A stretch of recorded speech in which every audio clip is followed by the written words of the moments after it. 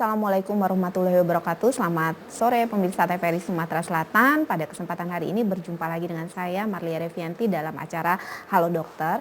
Dan pemirsa, kita ketahui bersama bahwa wanita itu mengalami beberapa proses ya dalam kehidupannya, dan tentu penting sekali bagi wanita untuk memiliki kesadaran atas kesuburan dirinya, atau biasa disebut dengan fertility awareness. Dan pada kesempatan hari ini kita akan membahas masalah fertility awareness, kenali tubuh dan wujudkan harapan. Dan bersama saya pada kesempatan sore hari ini sudah hadir Dr. Rizwan SPOG ya, dokter spesialis obstetri dan ginekologi, konsultan fertilitas endokrin reproduksi di Rumah Sakit Ibu dan Anak Az-Zahra Palembang. Selamat sore dokter. Selamat sore Mbak Evi. Apa kabar dok? Alhamdulillah sehat. Masih sibuk ngurusin ibu-ibu ya dok? Nggak ibu-ibu aja sih. Iya. Seluruhnya ya.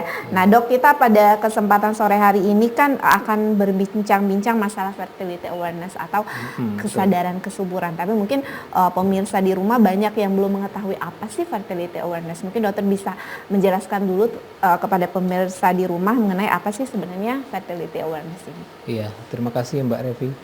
Ya, memang istilah ini agak sebenarnya sudah familiar, cuman mungkin dari kitanya belum terlalu belum terlalu familiar ya untuk kita ya. Sebenarnya ini ke arah bagaimana suatu metode kita mengetahui seseorang itu mengetahui kesuburannya ya. Dengan mengetahui kesuburannya, baik artinya nanti ini bisa dipakai apakah nanti bisa untuk program hamil atau sebaliknya justru untuk menunda kehamilan dalam tanda kutip KB alami. Dengan berbagai metode, mulai dari metode kalender, dengan mengetahui kapan kita seseorang itu mengalami fase ovulasi, artinya pelepasan sel telur, dan dengan mengetahui hal-hal itu kita bisa menentukan oh ini subur atau tidak, kapan kalau pengen hamil dia akan melakukan atau berhubungan pada saat masa subur, atau kalaupun tidak dia akan menghindari masa subur tersebut. Oke, artinya di sini perempuan itu diharapkan mampu untuk mengenali dirinya sendiri, begitu. Betul, ya dok ya. Dari kemampuan mengenali dirinya sendiri, dia tahu nanti apa sih yang harus saya lakukan. Termasuk juga untuk mengetahui apakah sebenarnya dirinya atau kesehatan reproduksinya itu termasuk dalam kondisi sehat atau tidak, begitu kan dok ya? Iya betul. Jadi secara tidak langsung ini akan menimbulkan kesadaran kepada pribadi masing-masing.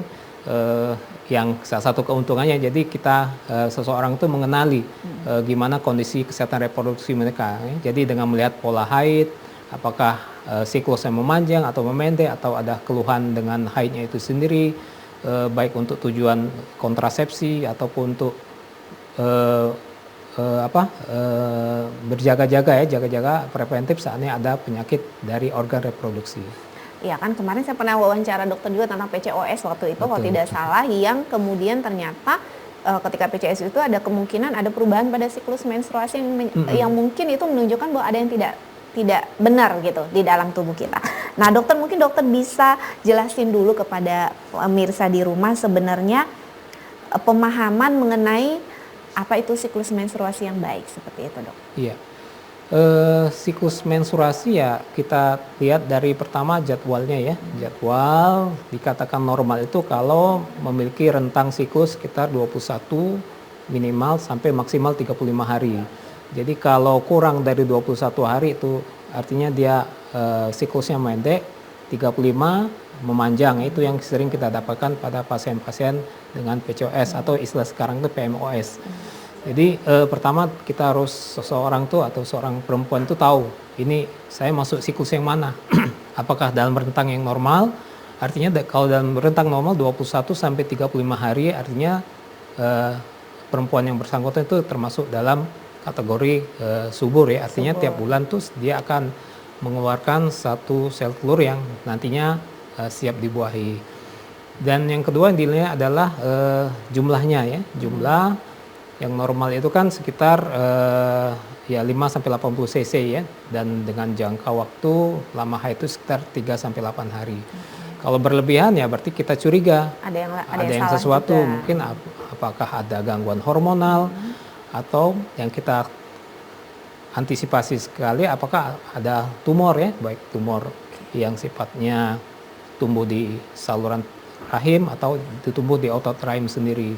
Jadi yang ketiga kita nilai derajatnya nyeri. Apabila kadang-kadang memang nyeri ya di haid hari pertama atau hari kedua atau menjelang haid, kita nyebutnya PMS ya. Tapi apakah nyeri ini bisa ditoleransi? Tapi kalau sampai tidak bisa ditoleransi atau dengan skala nyeri yang cukup tinggi, dia harus pakai anti nyeri, artinya biasanya ada sesuatu yang menyebabkan haidnya sampai kelebihan nyerinya. Artinya ketika pemirsa memiliki gejala yang tadi dokter sebutkan, dia harus mencari ahlinya seperti itu dok ya, untuk mengetahui bagaimana sebenarnya kondisi kesehatan reproduksinya. Nah tadi dokter mengatakan bahwa siklus menstruasi itu antara 21 sampai 35 hari, itu hitungannya dari haid pertama ke haid yang berikutnya ya dok. Karena kan kebanyakan ibu-ibu di rumah ini pusing gitu dan menganggap bahwa siklus menstruasi teratur itu apabila terjadi pada tanggal yang sama setiap bulannya. Iya. Kita ngitungnya itu dari hari pertama ya, bukan dari dia bersih. Misalnya hari pertamanya dia tanggal 6, berarti kita ngitung hari pertamanya dari tanggal 6 itu. Nanti berapa hari sampai haid berikutnya. Jadi kita bisa, kalau siklus haidnya teratur, kita bisa prediksi kapan masa suburnya ya. Jadi penting sekali seorang perempuan itu aware dengan masa siklus haidnya ini. Jadi di samping tadi untuk mengetahui kesuburan, juga untuk antisipasi apakah ada penyakit. Oke, jadi di antara siklus mulai dari pertama kita mens sampai dengan mens berikutnya, tadi dokter menjelaskan ada masa subur. Nah, mungkin dokter bisa jelaskan kepada pemirsa di rumah yang disebut dengan masa subur itu kapan dok? Ya, masa subur tadi yang pertama, yang bersangkutan harus haidnya teratur ya. Untuk menentukan masa subur, haidnya teratur sekitar 21 sampai 35 hari ya. Kalau kita ambil rata-rata sekitar 28 hari.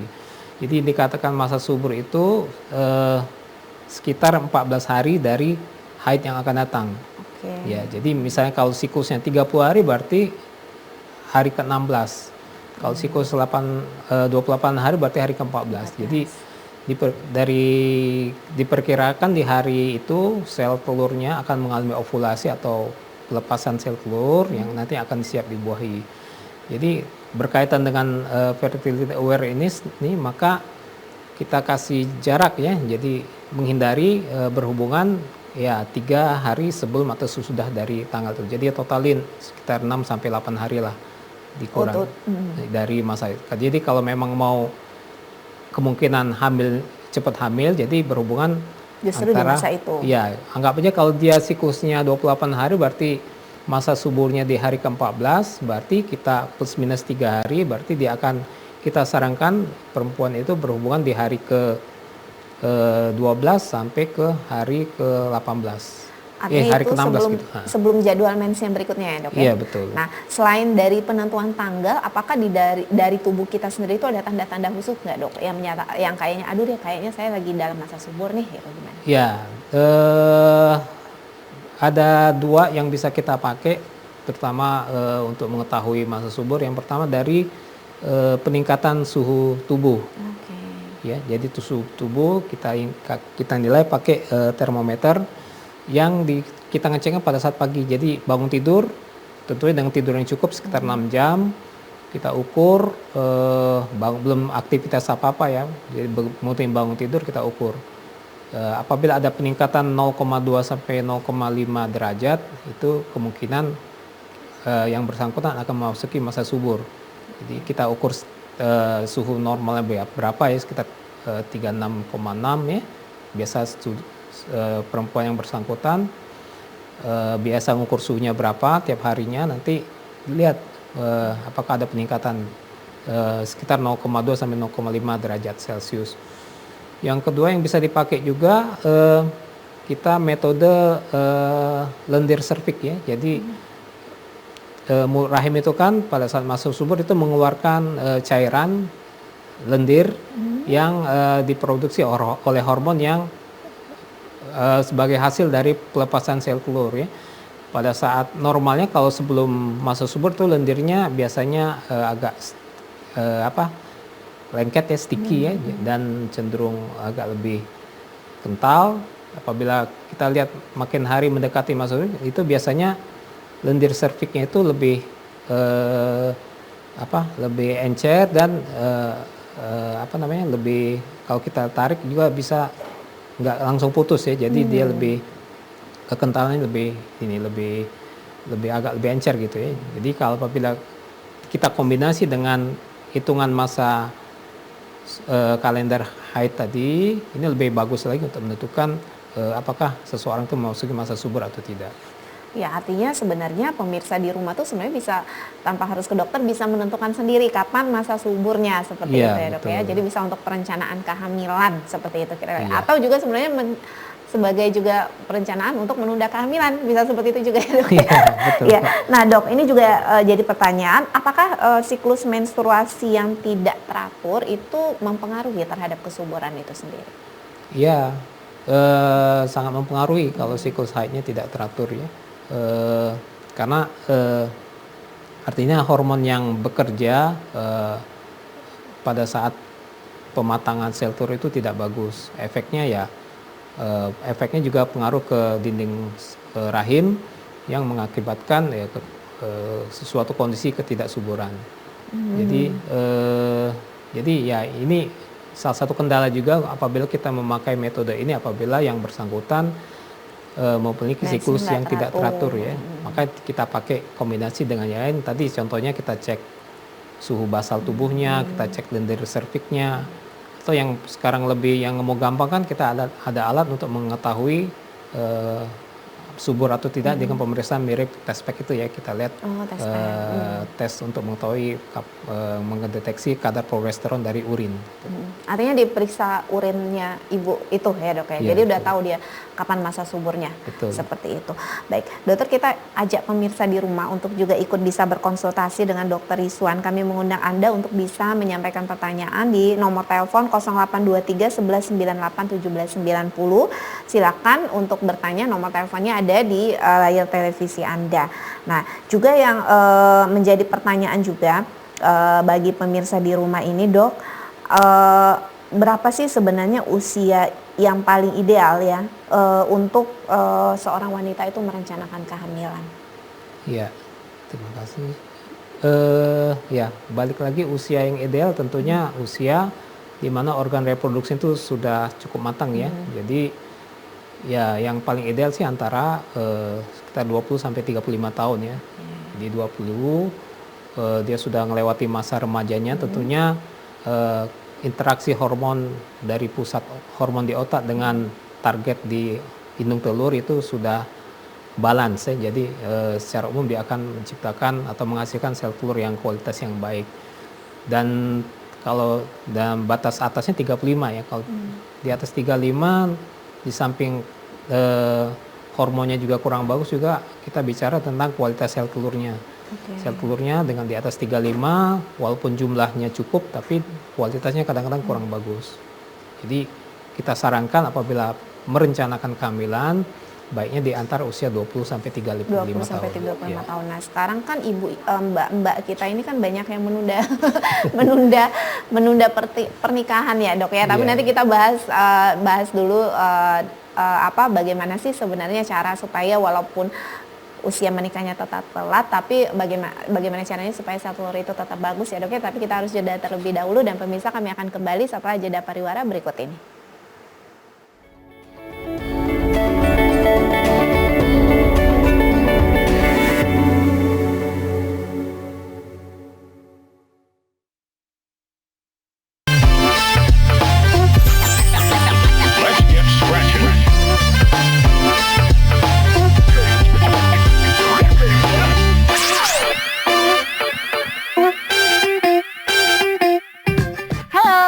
Welcome to Sumsel Stories. I am Amira Shifa, your host, as we explore the heart of South Sumatra. Its culture, its people, the tradition, education, and everyday stories that inspire and connect us all. From local tradition to hidden gems, stay with us as we bring you closer to the warmth and wonder of South Sumatra. Suji Lake is located at Lembak Village, Lembak Subdistrict, Muara Enim Regency, with a distance around 80 kilometers from Palembang.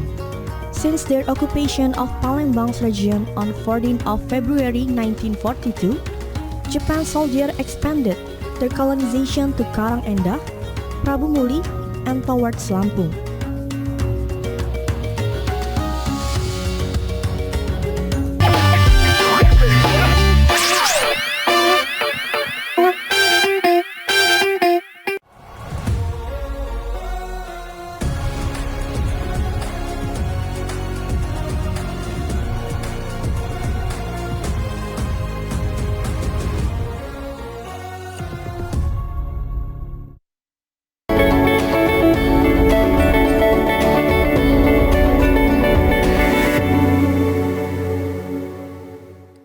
Ya, pemirsa TVRI Sumatera Selatan, kembali lagi bersama saya Revi, dan pada kesempatan sore hari ini saya bersama Dr. Rizwan. Kita akan masih membahas masalah fertility awareness ya, dan kebetulan juga kami juga mengundang Anda untuk dapat berkonsultasi langsung dengan Dr. Rizwan di nomor 0823 1198 1790, atau Anda juga bisa melalui via telepon di nomor 0711 311 454. Nah, Dok, ini juga ada pertanyaan ini mengenai yang tadi yang usia ideal kehamilan. Tadi kan ada nggak sih cara-caranya supaya walaupun bukan di rentang usia itu, tapi sel telur yang dihasilkan tetap bisa bagus, Dok, seperti itu?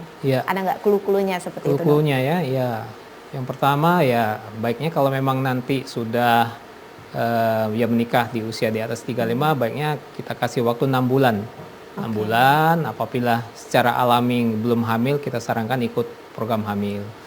Dan menjelang itu ya kita sarankan dibanyak konsumsi vitamin atau mineral yang akan memperbaiki sel telur. Terutama yang tinggi asam folat, dan sekarang ini lagi tren vitamin D3 ya. Jadi kita harapkan dengan rajin mengkonsumsi itu, selagi tidak ada gangguan atau hal-hal penyakit dari indung telurnya, biasanya akan kita harapkan sel telur yang akan dikeluarkan itu lebih baik. Jadi baiknya itu 3 bulan sebelum dia akan nikah ya, baiknya 3 bulan, kita sebutnya prekonsepsi ya. Jadi 3 bulan sebelum itu dia program, karena sel telur yang sekarang kita terapi dia akan keluar 3 bulan lagi. Jadi harapannya dengan 3 bulan lagi dia akan mendapatkan kualitas sel telur yang lebih baik. Ya, baik. Artinya sebenarnya perencanaan kehamilan itu memang harusnya dilakukan setiap calon pengantin sebenarnya sebelum menikah sebenarnya ya, Dok ya? Iya, betul. Karena sel telur itu akan menentukan kualitas janin. Seperti itu ya, Dok? Sangat betul. Iya, kan takut banget kan ibu-ibu sekarang itu dengan cacat-cacat yang didapatkan oleh janin. Nah, itu juga bisa menjadi bahan pertimbangan ya buat kalian yang ada di rumah. Nah, dokter juga ditanyakan di sini, Dok, bisa nggak stres mempengaruhi kesuburan? Iya, bisa, sangat bisa, bahkan karena pusat pengatur hormon kesuburan kan ada di otak ya. Di sana juga interaksi hormonnya juga sangat ini interaksinya sangat kompleks ya. Jadi salah satu hormon yang bisa menimbulkan stres itu hormon kortisol. Kortisol ini sangat berpengaruh sekali, dia akan mengganggu interaksi atau jalur hormon yang akan mematangkan sel telur. Kalau sel telurnya terganggu, hormon FSH-nya, estrogennya itu tentu akan mempengaruhi kesuburan. Oh, baik. Artinya memang benar banget ya saran untuk rutin berolahraga seperti itu ya, Dok, yang mengurangi stres ibu-ibu. Iya, Apalagi betul. kebanyakan kan perempuan sekarang perempuan bekerja. Jadi tingkat stresnya juga lumayan. Nah, Dok, ini juga ditanyakan apakah ada pengaruh berat badan, obesitas terhadap kesuburan? Ya, sangat berpengaruh ya, walaupun tidak semuanya, cuma rata-rata apabila ada peningkatan 5-10% dari berat semula itu mulai terganggu ya. Jadi ada peningkatan berat badan, hormonnya terjadi penumpukan lemak, hormon androgennya tinggi. Nah, ini akan mengganggu pertumbuhan sel telur. Jadi ini yang seperti kita bahas beberapa bulan yang lalu di pertemuan sebelumnya, itu menyebabkan satu sindrom dari PCOS. Jadi penting sekali, terutama pada pasien pada pasangan yang baru nikah ya. Kadang-kadang pengantin baru rata-rata kan ya dunia milik berdua, jadi tidak bisa mengontrol berat badan. Kita sering dapati pasangan usia baru menikah, setahun, 2 atau 6 bulan menikah sudah berat badan naik gratis. Dan kita lihat sudah ada gangguan dari hormonnya. Hormon. Artinya memang penting sekali perempuan tuh bukan menjaga berat badan tuh bukan hanya untuk penampilan saja, tetapi juga kesehatan reproduksinya, begitu ya dok ya? Iya, betul Mbak. Ya, ini dok ada pertanyaan dari Ibu Iva di Palembang. Saya wanita umur 26 tahun belum menikah dan tidak ada riwayat aktivitas seksual sebelumnya. Tapi saya pernah terkena kista rahim sejak beberapa tahun yang lalu. Ketika haid bulan lalu, saya flek selama seminggu sebelum haid. Tapi ini bukan haid saya yang normal. Tidak ada flek dan tanggalnya juga tidak bergeser dari siklus. Apakah kira-kira penyebab flek dan apakah ada pengaruh atau gangguan pada kesuburan, dok? Ya, yang perlu dilihat kistanya itu apakah memang, kadang-kadang definisi kista kan kalau kita periksa pasien itu apabila ada gambaran kayak kantong di indung telur, walaupun ukuran kecil kita tetap menyebutnya kista. Tapi apakah ini kista yang normal karena faktor hormon ataukah penyakit? Kalau kita lihat itu kecil di bawah 5 cm biasanya ini pengaruh hormon. Biasanya mungkin ada sel telur yang tidak pecah. Jadi seolah gambaran seperti kista. Tapi biasanya pada saat menstruasi dia akan hilang. Kalau dia di atas 5 cm, 6 cm, 10 cm baru kita sebut kista yang perlu penanganan lanjutan. Kalau dari riwayatnya kemungkinan ini gangguan hormon aja. Jadi hormon, ya. mungkin karena kista tadi menunjukkan ada gangguan hormon sehingga terjadi perdarahan di tengah siklus ya. Jadi bukan karena ada gangguan dari rahimnya, murni karena gangguan hormon. Iya, dokter, artinya sebenarnya di antara siklus itu kan saya pernah baca bahwa sebenarnya pas ketika kita ovulasi itu bisa ada perdarahan sedikit. Nah, membedakannya dengan perdarahan yang di luar siklus itu bentuk perdarahannya gimana, dok? Ya, perdarahan sedikit biasanya ya itu menandakan terjadi ovulasi ya. Tapi biasanya cuma flek-flek aja dan tidak berlangsung sampai beberapa hari. Kalau perdarahan tengah siklus itu memang dari Seperti tengah mens, siklus, ya seperti haid biasa, kalaupun tentu dengan tidak sebanyak kalau dengan seperti halnya hemen ya, tapi tetap dengan jumlah yang masih bisa ditolerir ya. Tapi ini tentu kita lihat kalau memang di tengah siklus artinya memang ada masalah di hormonnya. Baik, dok, ini ada pertanyaan juga dari Ima di Prabu Muli. Dia bertanya bahwa sudah 1 tahun menikah, tapi belum hamil juga sampai saat ini dengan siklus menstruasi yang teratur, tetapi suami perokok. Suaminya merokok. Nah, ini gimana dok caranya supaya saya bisa cepat hamil? Ya, ini perlu pengkajian lebih jauh ya, bahwa namanya hamil harus dicek dari faktor perempuan dan yang laki-lakinya ya. Kalau perempuan ya kalau dari haidnya teratur insya Allah subur ibunya. Cuma mau kita lihat apakah ada sumbatan di saluran telur. Itu ada pemeriksaan lanjutan, pemeriksaan HSG untuk mengetahui apakah ada masalah di saluran telurnya. Dan untuk laki-laki kita cek spermanya. Kita cek spermanya, apalagi ini dengan riwayat merokok. Karena rokok dari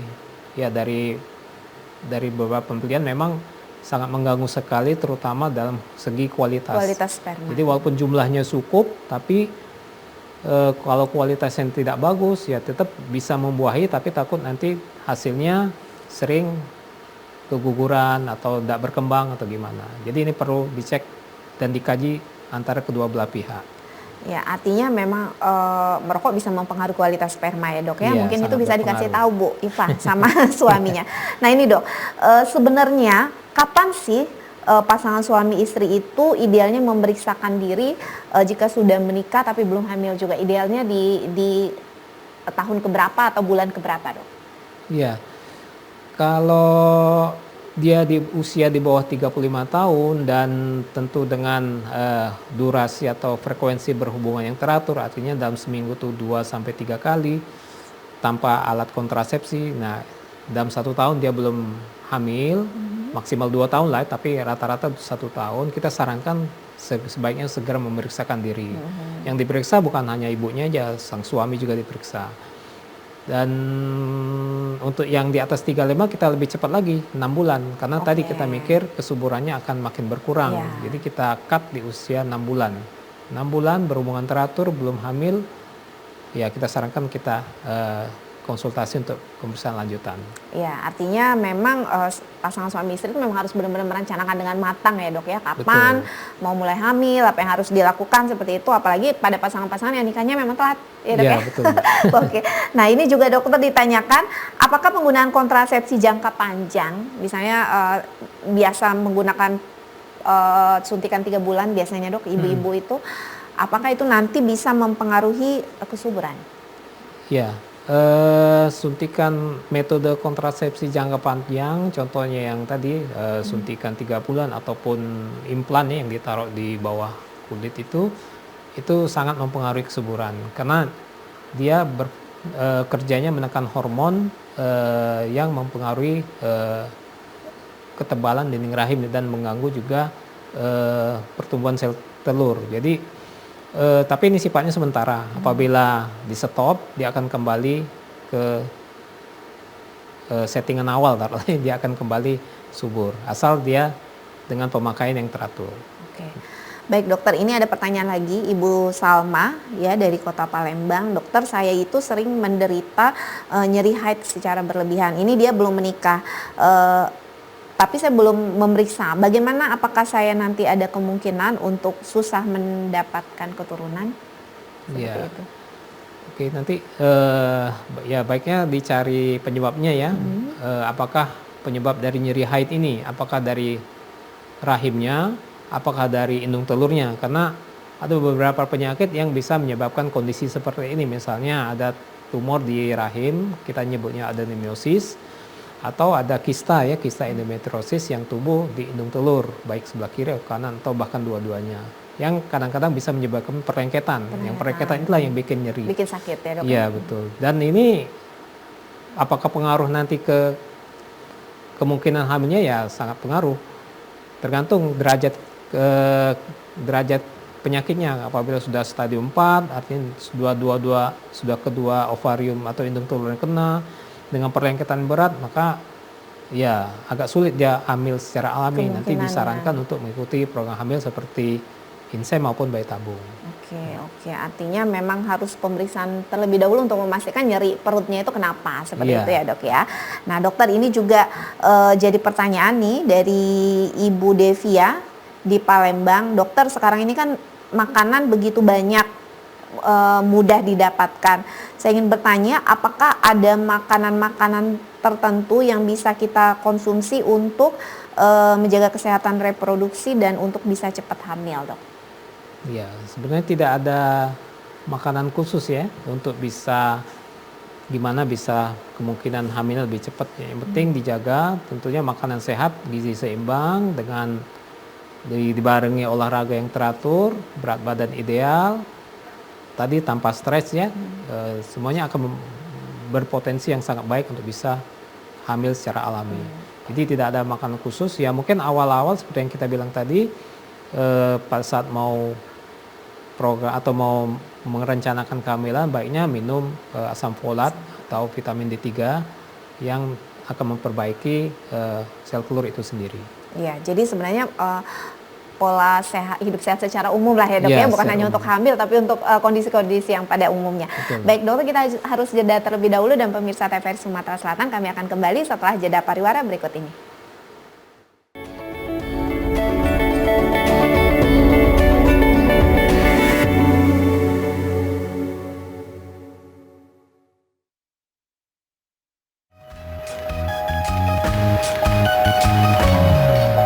Sebentar lagi Piala Dunia, semua warga kampung. Hai masyarakat Sumatera Selatan dimanapun Anda berada, tanggal 12 Juni 2026, pukul 2 dini hari.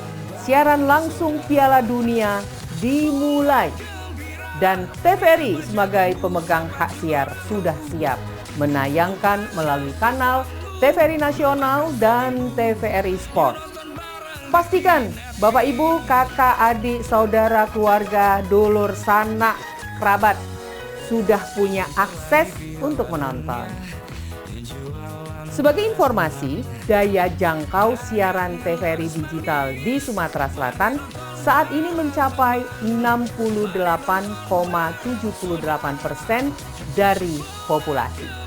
daya jangkau untuk Palembang mencapai 95%, Ogan Ilir 75%, Banyu Asin 60%, Ogan Komering Ilir 48,48%, Musi Banyu Asin 57,81%, Lubuk Linggau 90%, dan Musirawas 65%. Musi Rawas Utara 45%, Empat Lawang 78,11%, Prabu Muli 95%, Pali 80%, Muara Enim 81,23%, dan Pagar Alam 63%.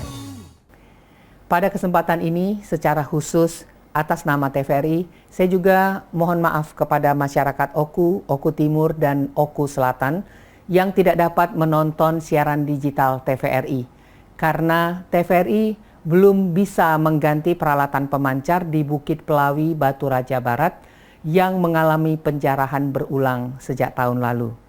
Permohonan maaf juga kami tujukan kepada masyarakat Kabupaten Lahat yang juga kondisi pemancarnya belum dapat diganti. Bapak Ibu sekalian, selain melalui jaringan terestrial siaran digital ini, masyarakat juga bisa menonton TVRI dan siaran Piala Dunia melalui 1. Aplikasi Trans TVRI dengan cara mengunduh aplikasi pada Play Store atau App Store. Kedua, melalui aplikasi Vola Play. Dan ketiga, membeli paket bola gembira Maxstream TV dari Telkomsel. Dalam rangka memberikan pelayanan maksimal sesuai kebutuhan, memang TVRI juga menyediakan akses berbayar bagi masyarakat yang membutuhkan. Selain itu, tercatat saat ini sudah ada sekitar 48 lokasi nonton bareng Piala Dunia yang tersebar di seluruh Sumatera Selatan. Mulai dari Palembang sendiri, Oku Selatan, Musi Rawas Utara, Musi Banyu Asin, Lubuk Linggau, Musi Rawas, Lahat, Prabu Muli, Pali, Empat Lawang, Ogan Ilir, dan Oki. Semuanya tersebar di tempat-tempat umum dan mudah dijangkau. Dan khusus untuk masyarakat Oku Raya, sesuai dengan arahan Bapak Gubernur, disediakan fasilitas nonton bareng yang difasilitasi oleh Pemkab setempat. Demikianlah informasi mengenai siaran langsung Piala Dunia 2026 untuk wilayah Sumatera Selatan. Jika ada pertanyaan, silakan hubungi kami melalui akun media sosial TVRI Sumatera Selatan. Terima kasih, selamat menonton. Lupakan sedihmu, yuk nonton bareng bikin happy. Yuk nonton bareng bikin happy. Yuk nonton bareng bikin happy. Bola gembira.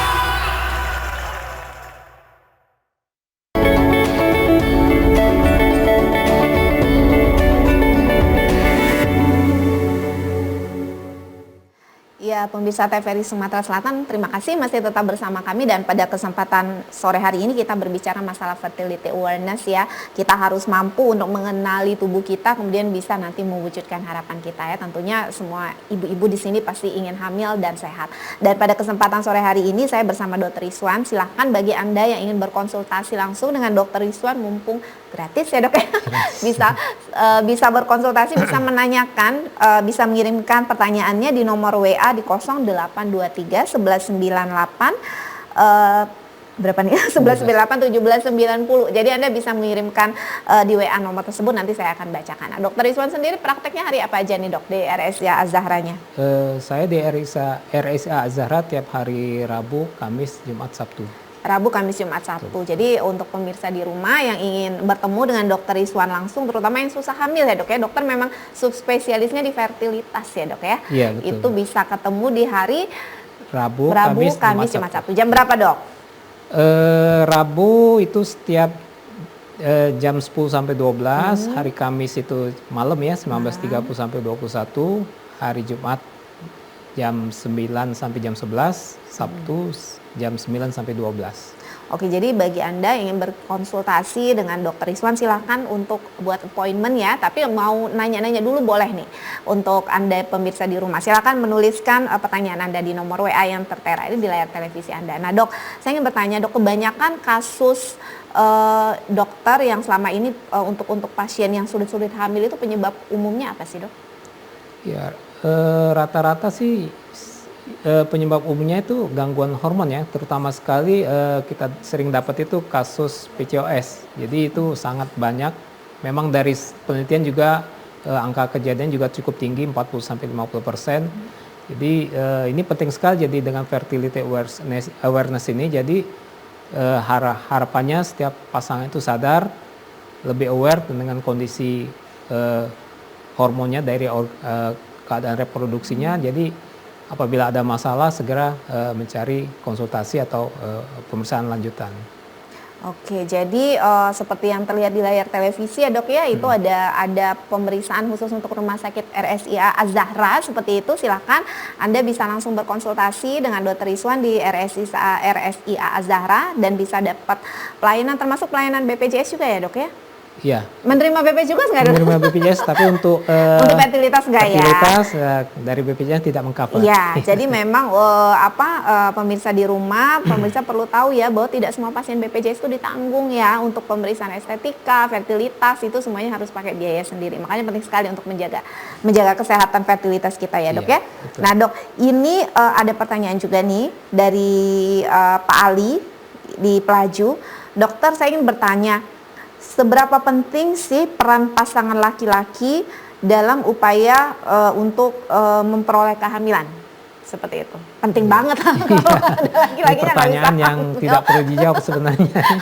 Ya, itu sangat penting karena dulu dulu kan zaman-zaman mungkin era 70-an ke bawah itu kan memang fokusnya ke arah perempuan ya. Tapi dengan perubahan gaya hidup, dengan kehidupan modern seperti ini, boleh pola makan, gaya hidup, pekerjaan, ternyata perbandingan sudah sama. Jadi perbandingan yang menyebabkan gangguan kesuburan atau gangguan infertilitas itu sama sekarang berbanding 50-50, 50-50 antara penyebabnya dari perempuannya pun dari laki-lakinya. Jadi ya kita sarankan pada saat ingin konsultasi program ini dua-duanya harus hadir. Hadir, dua-duanya harus legowo untuk diperiksa karena kan kita mencari solusi, bukan kita mencari siapa yang salah, siapa yang benar. Jadi saya sarankan juga di sini peran suami sangat penting untuk ya namanya berjuang bersama-sama, harusnya ya dua-dua harus diperiksa. Iya, kalau dulu kan semuanya itu disalahkan di pihak perempuan ya dok ya. Betul. Ternyata memang harus dua-duanya juga diperiksa seperti itu ya pemirsa di rumah. Nah ini ada pertanyaan dari Ibu Ika dari Kertapati. Dia bertanya, dokter, saya didiagnosa menderita PCOS dan endometriosis.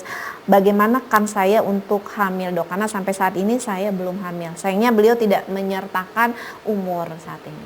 Iya. Ya, pertama kita lihat umurnya ya, tapi ya terlepas dari itu ya tetap ada kansnya. Balik lagi untuk kalau PCOS sih sebenarnya bisa kita terapi dengan pemberian obat-obat supaya kita bisa mengendalikan PCOS-nya dan kita bisa kasih obat supaya sel telurnya bisa tumbuh. Nah, yang jadi masalah endometriosisnya ini apakah di dalam rahim, apakah di indung telur, ini perlu kita telusuri lebih lanjut ya. Apakah dia menyebabkan, karena kalau seandainya dia di dalam rahim itu akan mengganggu implantasi atau tertanamnya embrio ke dalam rahim. Apabila dia tumbuhnya di indung telur, kita sebut kista endometriosis, itu di samping menyebabkan gangguan pertumbuhan sel telur juga menyebabkan perlengketan. Jadi kita belum bisa menentukan, tapi tetap setiap perempuan itu ada kansnya tetap. Tinggal nanti gimana solusinya, program hamil apa yang cocok untuk ibu ini. Ya, jadi mungkin perlu diperiksakan lagi terlebih dahulu ya dok ya, karena tetap saja hamil atau tidak hamil itu kuasa Tuhan ya dok. Betul, kita cuma hanya bantu. Betul dok. Nah ini juga mengapa sih dok kesuburan pada perempuan itu menurun seiring dengan bertambahnya usia? Iya, ya memang kesuburan ini berkaitan dengan terutama sekali cadangan sel telur, karena setiap perempuan itu sudah dimodali oleh Allah Subhanahu wa taala dari lahir itu pada saat dalam kandungan ibunya dia sudah ada modal sel telur. Pada saat dia lahir itu sudah modalnya berkurang, tinggal 400 sampai 500 ribu. Begitu juga akan pada saat dia akan memasuki usia reproduksi, ya, usia menars, setiap bulan akan berkurang sel telurnya. Jadi makin cepat berkurang cadangan sel telurnya, maka kesuburannya juga akan makin cepat untuk timbul. Jadi ini tentu kesuburan ini berkaitan dengan cadangan sel telur. Cuma rata-rata kan kalau sejalan dengan usia, makin bertambah usia, cadangan sel telurnya berkurang juga kesuburan akan berkurang. Tapi ini kadang-kadang dipercepat oleh misalnya dia memakai obat-obat ya, memakai obat-obat misalnya dia kena kanker, ada beberapa obat anti kanker itu yang efeknya merusak sel telur, atau dia pernah ada operasi kista, diangkat kistanya dengan rahim, dengan induk telurnya, otomatis sel telurnya akan berkurang, dia akan kesuburan juga akan lebih cepat untuk artinya dari sisi usia bisa jadi menopausnya akan lebih cepat. Ya, karena kan di pengalaman saya sendiri Dok, ya, ada beberapa teman itu yang waktu masih gadis tuh malah memang kista sel telurnya itu harus diangkat ya Dok ya. Jadi otomatis dia akan menderita menopause cepat begitu kalau cuma sisa satu telur aja. Iya betul. Makanya perlu kalau kita dari bagian fertilitas, kita kalau kita dapati ada kista dan harus operasi, biasanya kita lihat usia, apakah dia sudah punya anak atau belum, karena ini berkaitan dengan tindakannya. Kalau masih bisa dimungkinkan kita angkat kistanya aja, itu lebih baik apabila misalnya dia belum punya anak. Tapi kalau misalnya anaknya sudah 3, 4 ya mungkin kita pertimbang untuk diangkat aja. Iya.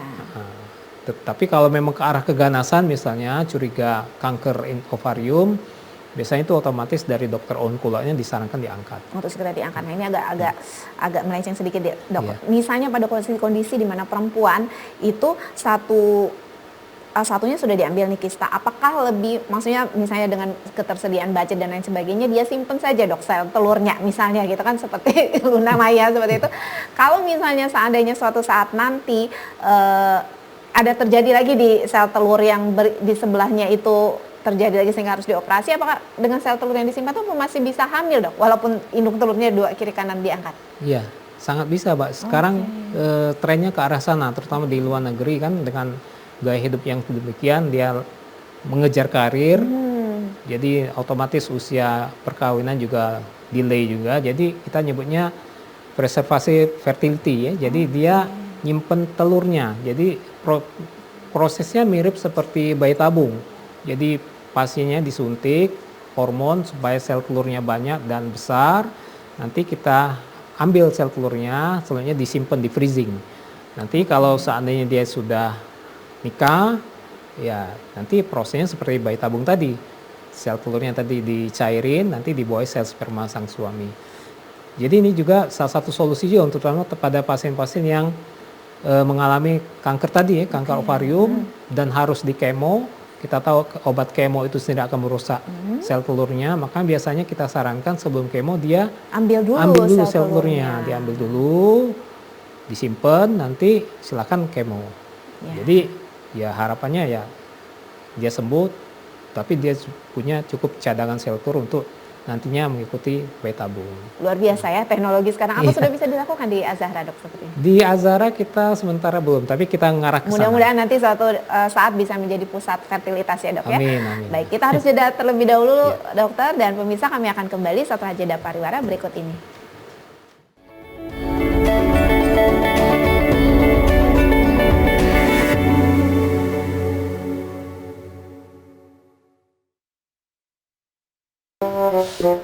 Lah, siaran TVRI kok nggak ketemu? Aduh, bisa berabe ini mah. Gak mau ketinggalan siaran TVRI seperti ini?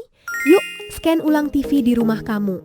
Caranya, pastikan TV kamu sudah mendukung siaran digital, biasanya terdapat menu di TV atau siaran digital. Jika menggunakan set-top box, hubungkan kabel HDMI atau RCA ke TV, jangan lupa aktifkan fitur LCN. Kemudian arahkan antena ke pemancar TVRI terdekat. Untuk hasil maksimal, gunakan antena luar rumah agar sinyal yang diterima lebih kuat. Kalau semua sudah siap, masuk ke menu pengaturan, pilih pencarian atau input saluran, lalu pilih scan otomatis. Tunggu proses pencarian hingga selesai, biasanya channel TVRI akan muncul secara otomatis. Kalau siaran TVRI masih belum muncul, jangan khawatir. Lakukan scan manual dengan cara pilih menu input saluran atau program, lalu pilih pindai manual. Masukkan frekuensi sesuai daerah kamu, seperti 538 MHz atau kanal 29 untuk wilayah Palembang, Pagaralam dan sekitarnya, frekuensi 546 MHz atau kanal 30 untuk wilayah Prabu Mulih dan sekitarnya, frekuensi 554, kanal 31 untuk wilayah Sekayu dan sekitarnya, serta frekuensi 522 atau kanal 27 untuk wilayah Lubuk Linggau dan sekitarnya. Setelah frekuensi kita masukkan, kemudian tekan cari atau pindai. Setelah selesai, barulah kita dapat menikmati siaran TVRI, mulai dari TVRI Nasional, TVRI World, TVRI Sport, dan TVRI Sumsel tentunya. Selamat menonton.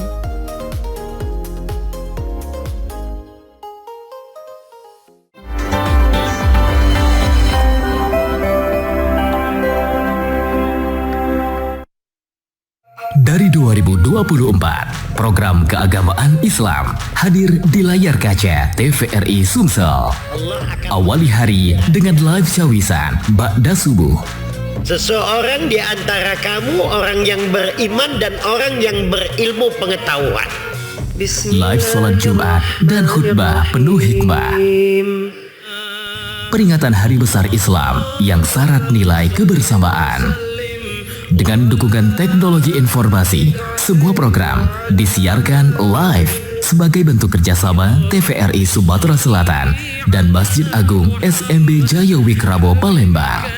TVRI, media pemersatu bangsa.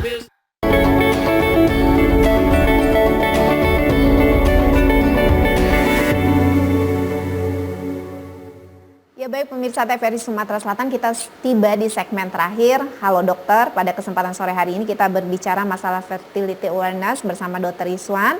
Dan tadi kita udah berbicara banyak ya dok ya, termasuk kemungkinan untuk Anda yang belum ada rencana menikah tapi usianya udah agak-agak di atas 35 tuh bisa simpan sel telur ya dok ya. Betul. Kalau budgetnya tapi diperhitungkan juga. Tapi ini ada solusi yang menarik juga ini sebenarnya. Nah dok, kalau kita berbicara masalah fertility awareness tadi ya, kesadaran kesuburan, sebenarnya idealnya itu sebenarnya mulai dari usia berapa sih kita ini sudah mulai harus mempersiapkan dan menyadarinya seperti itu dok? Ya, tentunya kita harus lebih aware apabila sudah usia reproduksi ya.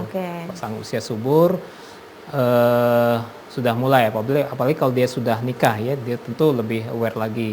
Karena fertility awareness ini sebenarnya bisa dipakai juga untuk, ini ada keuntungan juga, misalnya ada beberapa pasien misalnya perempuan itu tidak cocok KB misalnya, dia tidak bisa hormonal, misalnya ada penyakit tertentu yang dia tidak bisa pakai hormonal, jadi ini bisa salah satu solusi.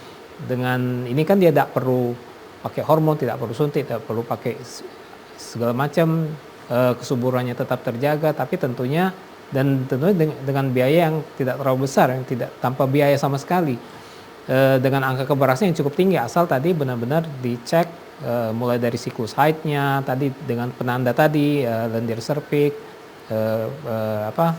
suhu basal, apabila bisa benar-benar bisa kita fixkan itu, ini bisa jadi metode untuk salah satu metode KB alami. Jadi yang mungkin ada beberapa yang tidak cocok dengan hormon, ini bisa jadi alternatif. Iya, karena nggak semua perempuan bisa dilakukan hormon ya dok, untuk metode pencegahan kehamilannya. Iya, betul. Nah dok, ini ada yang bertanya, dok, apakah yang harus saya lakukan jika hasil pemeriksaan menunjukkan adanya gangguan kesuburan, tapi dia tidak menjelaskan bentuk gangguan kesuburannya? Apa nih pemeriksaannya ya? Apa yang harus saya lakukan jika nanti, kayaknya belum menikah deh dok ini. Apa yang harus saya lakukan jika hasil pemeriksaan menunjukkan adanya gangguan kesuburan? Yes, kalau belum menikah ya paling diatur, ya sebaiknya berkonsultasi, dicari apakah penyebab gangguan kesuburannya ya, apakah memang murni hormon, apa atau ada penyakit lain. Kalau murni hormonnya kita cari apakah PCOS, kita perbaiki lifestyle-nya, pola makan segala macam. Jadi yang penting aware dan jangan lupa jangan sampai berlarut-larut, misalnya sampai 1 tahun, 2 tahun. Kadang-kadang kita dapati datang tidak mens sudah 1 tahun, udah kemana aja selama ini kan? Harusnya cukup minimal 3 siklus, maksimal 6 siklus lah. 3 siklus artinya kalau baru 1 bulan 2 bulan mungkin oke, pengaruh hormon, tapi kalau sudah 3 siklus atau 3 bulan bahkan 6 bulan itu harusnya dengan kondisi gangguan haid seperti itu harusnya dia segera memeriksakan diri. Oke, artinya kita memang harus mencatat jadwal siklus kita, kemudian kalau dalam 2 atau 3 kali siklus mens itu sudah tidak teratur atau berantakan itu harus diperiksa. Iya, ya dok ya. Nah ini ada juga pertanyaan dari Tania. Ini bertanya, dok, ketika saya ujian, itu biasanya saya mensnya tidak teratur. Nah, apakah ini termasuk dalam kategori normal atau tidak? Mungkin tadi yang dihubungin sama stres gitu, dok ya? Ya, ini berhubungan dengan pertanyaan sebelumnya yang stres ya. Saya yakin ya namanya ujian tidak ada yang stres ya. Apalagi ya tentunya stres, efeknya tadi seperti yang kita jelasin, stres menimbulkan hormon kortisol yang tinggi yang akan menekan fungsi hormon yang menyebabkan siklus menstruasinya terganggu. Jadi ya sangat korelasi sekali. Iya. Artinya juga memang masuk akal ketika pasangan suami istri itu ingin punya anak, si suami jangan bikin istri stres gitu, masuk akal ya dok? Iya, makanya ya namanya keluarga ya harus harmonis supaya harmonis ya kesuburannya tetap terjaga. Iya, nah dok, ini mungkin dokter ada clue sendiri untuk pasien di rumah, untuk para perempuan-perempuan usia reproduktif, ini bagaimana sih cara menjaga kesehatan reproduksi dan kesuburan itu dari usia udah mulai aktif ya, artinya udah mulai mens pertama itu gimana idealnya dilakukan oleh perempuan-perempuan ini? Iya, idealnya ya pertama harus tahu aware dengan siklus haidnya ya, mulai aware, diperhatiin tiap bulan tuh apakah haid atau tidak. Terus cara menjaganya tadi dijaga pola makan karena ini hormon berkaitan tentunya dengan peningkatan berat badan ya. Jadi dijaga berat badan seideal mungkin, baik dengan pola makan yang teratur ataupun dengan olahraga yang teratur 2-3 kali 1 minggu ya, cukup setengah jam atau 1 jam. Dan juga dengan mengendalikan stres juga ya, dicari jangan sampai terlalu aktivitas yang menimbulkan stres. Hal-hal tersebut dengan kombinasi yang baik tentunya akan sangat baik sekali untuk menjaga hormon reproduksi tetap baik. Ya, ini kan juga jadi pertanyaan buat ibu-ibu yang mungkin punya anak perempuan yang baru mens, dok. Nah, itu juga sering jadi pertanyaan sebenarnya pada usia berapa sih? Karena ada beberapa anak ini kan mens, terus 2-3 bulan setelahnya dia nggak mens. Nah, itu yang jadi aware untuk orang tua itu kapan dok misalnya? Iya, ya memang usia peralihan ya dari mens pertama menarche itu rata-rata usia 12 ya, apalagi sekarang cenderung lebih cepat ya, kadang 9 tahun sudah mens. Ya kadang-kadang ya memang di usia seperti itu interaksi atau jalur pengaturan hormon dari pusat otak ke target organ di ovarium itu belum sempurna ya, jadi kadang-kadang terjadi gangguan menyebabkan gangguan haid. Ya biasanya tetap kita patokan 3 bulan ya, 3-6 bulan dia tidak haid, baiknya memeriksakan diri ya. Kadang-kadang kita khawatir, kadang-kadang ada kondisi kelainan bawaan, kadang-kadang dia merasa kadang-kadang dibilang men, kadang-kadang flek-flek aja atau pas kita telusuri dia sebenarnya nggak men. Ternyata pas kita cek ada kelainan-kelainan bawaan yang efeknya ke gangguan haid. Nah itu juga yang jadi perhatian itu sebenarnya usia berapa pada anak perempuan itu udah kod merah gitu, misalnya umur berapa dia tuh belum dapat mens tuh udah harus dibawa ke dokter, itu umur berapa dok? Ya dari konsensus kita dari Eropa juga dan Indonesia juga mengadopsinya itu usia 14 tahun. 14 tahun dengan sudah tumbuh kelamin sekunder ya, payudara tumbuh, dengan ada tumbuh bulu ya di kemaluan, sampai 14 tahun dia haid, itu belum haid kita meriksa. Atau seandainya belum tumbuh kita tunggu sampai usia 16 tahun. Oke, artinya antara 14 sampai 16 tahun. Iya. Ya dok ya begitu. Nah bagaimana dokter dengan begitu banyaknya suplemen-suplemen saat ini yang tersedia yang dikatakan bisa membantu untuk menormalkan siklus mens. Itu apakah aman dok atau lebih baik kita konsultasi dulu ke dokter SPOG? Ya, baiknya konsultasi karena tidak semua suplemen itu kadang-kadang tidak sesuai dengan iklannya ya. Tetap yang terbaik ya tadi dengan alami aja. Jaga pola makan dan olahraga. Jadi tidak semua suplemen itu kecuali yang tadi yang asam folat tinggi misalnya vitamin D3 itu bisa memperbaiki. Tapi selebihnya itu harus baiknya berkonsultasi untuk pemakaiannya. Ada konsultasi. Nah dokter, kita udah sampai di penghujung acara. Mungkin dokter ada pesan-pesan sedikit yang ingin disampaikan kepada pemirsa di rumah mengenai fertility awareness kita pada kesempatan sore hari ini dok. Ya, pemirsa sekalian, fertility awareness ini suatu metode untuk mengetahui, artinya suatu kesadaran untuk mengetahui kesuburan seseorang perempuan ya. Jadi ini sangat baik sekali, baik untuk perencanaan kehamilan maupun untuk penundaan kehamilan. Tadi bisa dipakai sebagai metode KB alami. Dan juga fertility awareness ini juga bisa dipakai juga untuk mengetahui apakah kita ada masalah dari organ reproduksi kita. Jadi harapannya setiap perempuan Indonesia juga sadar, lebih aware dengan kondisi haidnya terutama karena itu mencerminkan kondisi organ reproduksinya. Baik, terima kasih Dr. Rizwan dan terima kasih pemirsa TVRI dimanapun Anda berada. Semoga apa yang jadi bincang-bincang pada hari ini itu bisa membuka pengetahuan Anda ya mengenai pentingnya fertility awareness bagi kita perempuan ya. Mulai dari usia kecil sebenarnya ya dok ya sampai dengan usia dewasa. Dan mungkin itu saja pada kesempatan sore hari ini. Saya mohon maaf apabila ada yang tidak berkenan. Saya undur diri. Selamat sore. Wassalamualaikum warahmatullahi wabarakatuh.